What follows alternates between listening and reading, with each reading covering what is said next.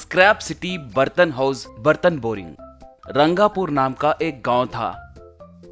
उस गांव के बाहर थोड़े लोग झोपड़ियां डालकर उसमें जीते थे। शहर से दूर रहने के कारण वहां सहूलतें नहीं थी। गांव वाले जैसे तैसे करके जीते थे। नागू नाम का एक व्यक्ति उस गांव का बड़ा था। वहां अगर किसी को कोई समस्या आती तो वो ही सुलझाता था। उसे शिवा नाम का एक बेटा था। शिवा इंजीनियरिंग की पढ़ाई पूरी करके कोई नौकरी करे बिना आवारा घूमता रहता था।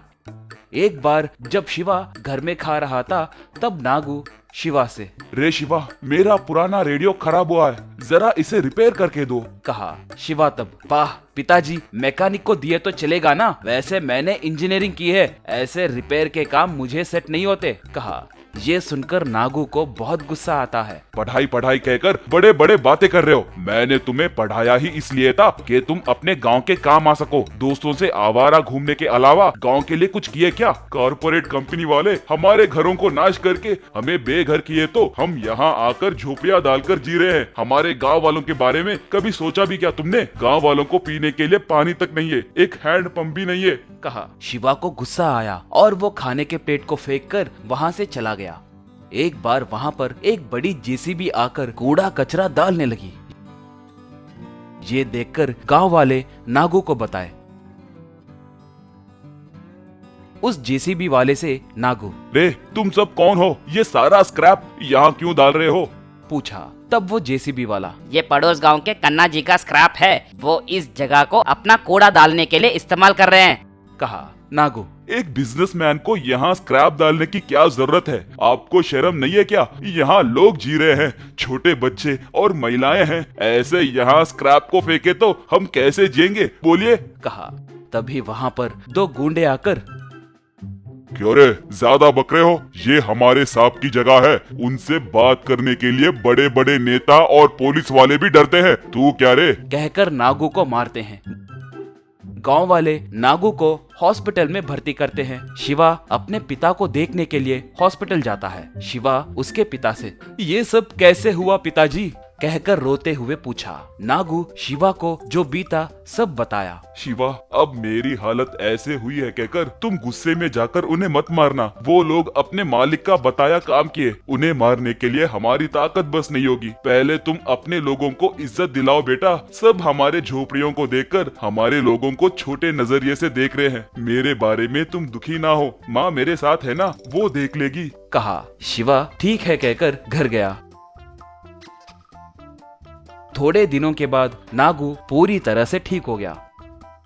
शिवा उसके पिता को एक बर्तन बाइक पे बिठाकर गांव लाता है। नागू अपने गांव को देखकर एकदम से दंग हो जाता है। जहां झोपड़ियां हुआ करती थी वहां पर बर्तनों से घर बना हुआ देखता है। वहां स्क्रैप से बनाई गाड़ियां थी और आखिर में स्क्रैप से बनाया हैंड पंप भी था।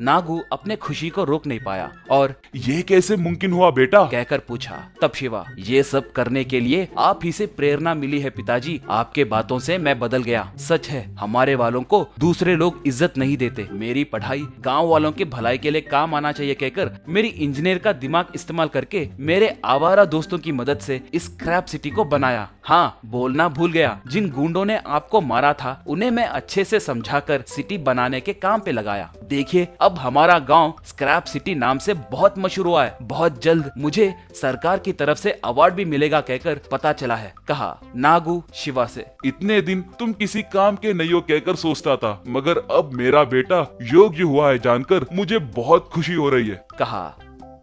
शिवा को सरकार की तरफ से अवार्ड मिला। नागू शिवा के कान में धीरे से, मुझे मारने वाले गुंडों को तुम कैसे समझाए? सच कहो, तुमने उन्हें बहुत मारा ना? पूछा शिवा तब। पिताजी, ज्यादा नहीं मारा, सिर्फ 4 मार पड़ते ही रास्ते पे आ गए कहकर हंसने लगा।